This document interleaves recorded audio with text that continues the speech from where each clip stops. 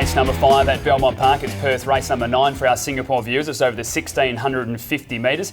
Interesting race, a couple of stayers that we're used to seeing over 2,000 metres plus in this race, and then a couple like Awesome As and Famous Someday coming from the same race and stepping up in distance. Also a couple first up over the 1,650, Adam. Very interesting, but we'll go back, have a look at the last start, second of Awesome As. Last Mahulmo in the straight at the 350 and Awesome As shot to the front from Black Frida. They've raced away from Bears Halo and then Born Regal followed by Hodgepodge trying to work into the open. Pike's at work on Awesome As. Black Frida keeps coming.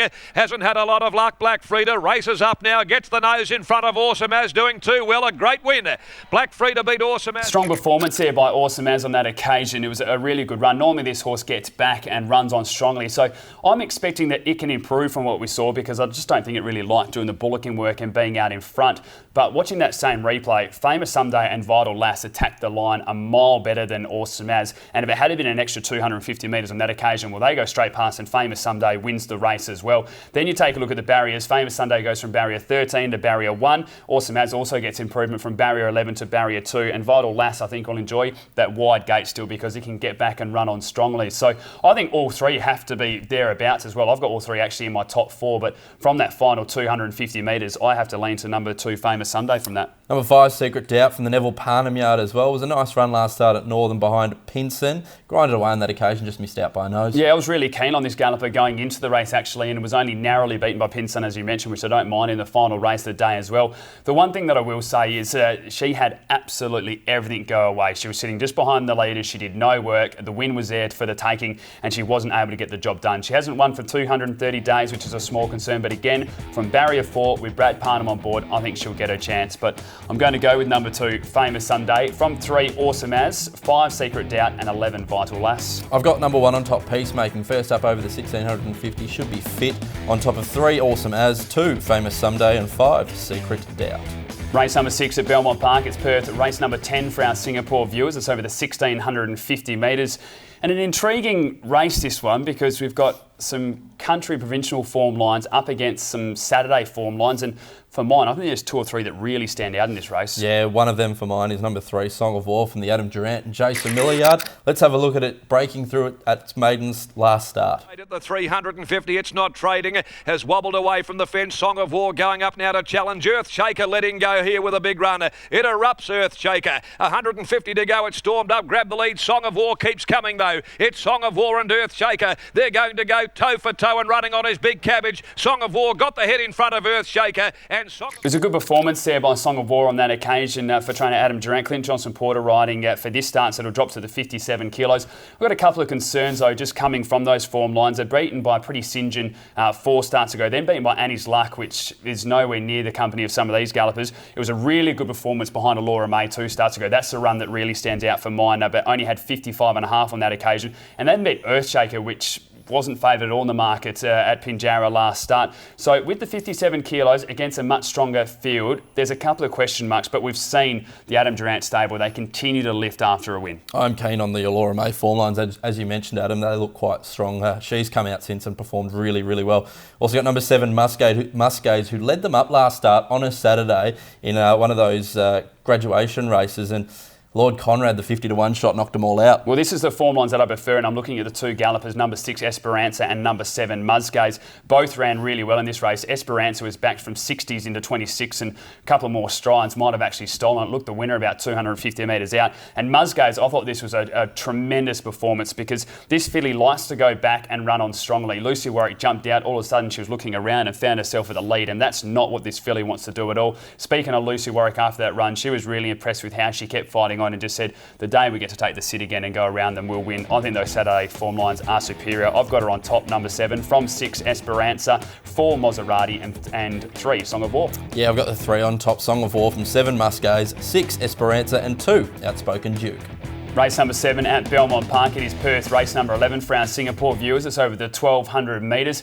It's an interesting race here again. We talked about it a little bit earlier and we saw it, as I mentioned, on Saturday. When you've got so much speed in the race, it may just set up for a back marker, and we saw a horse that really caught the eye last start attacking the line strongly that's going to appreciate the speed here. Absolutely, and it's got the right form lines, I think, as well. That horse is number 11, Red Paddy. Let's have a look at its second behind King River. Clear from Classy Cat Velmont, starting its run, Grey Enigma, getting an inside run as well as Max Almighty. Warwick went to work at the 200 though, Cool Passion quickly dropped off Secret Minx. Max Almighty though finishing fast along the rail, then Classy Cat deeper out. King River runs on with Red Paddy. It's Cool Passion, look at King River, Red Paddy, it's King River, Red Paddy, King River the outside, got the beacon. It's a really good performance there by Red Paddy, and a couple more strides might have just got there. Now we've got a very good opinion of King River, so I think those form lines really hold up, but as we've mentioned numerous times on Box Seat, there is plenty of sucker horses going around at the time, and Red Paddy is one of those as well. I mean, so much so that Simon Miller stepped this galloper out over 2,200 metres, so I think he was trying to figure out where this horse is at.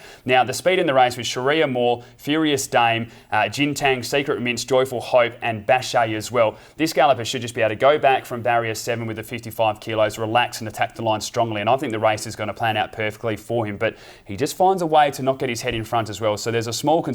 I wouldn't be diving into any small price. Yeah, gave the owners a massive thrill last start. And look, I'm not trying to question Simon Miller at all. He's had a wonderful season, particularly with the 2-year-olds, but it's funny with the O'Reillys. Danny O'Brien over East, who's had so much success with the O'Reillys, he says they're either stayers, out-and-out stayers, or out-and-out sprinters. He's had Group 1 winners do both. So I think this one, Red Paddy, might be a sprinter, and I'm really looking forward to seeing him run on Wednesday, especially at a really good price of $4.60. Stablemate, we've got number 9, Bashay from the Simon Miller yard as well. Peter Nucky takes the ride on this occasion, was really good behind On Trend last start, who since came out and ran really well on Saturday. Well, she took the sit on this occasion in the run, and that's, I think, what is going to be the advantage for this race, because normally, and we have seen her take the lead and do the bullock work and then sprint away at the top of the straight, but with the gallopers that I mentioned just before in this race, I don't think she's actually going to be able to find the front, so she'll probably be second pair back, just cruising along and then pull out the top of the straight. Of course, there is the cutaway as well, but I think she can certainly play a part in this race.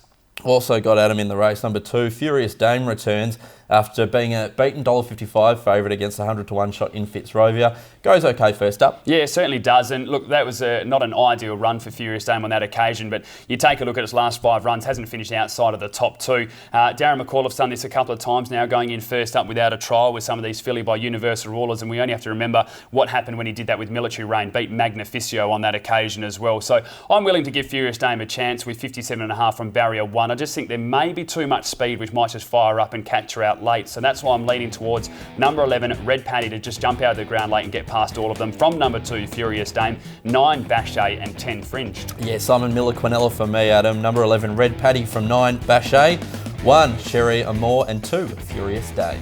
Race number 8 at Belmont Park. It is Perth, race number 12 for our Singapore viewers. It's over the 1,400 metres.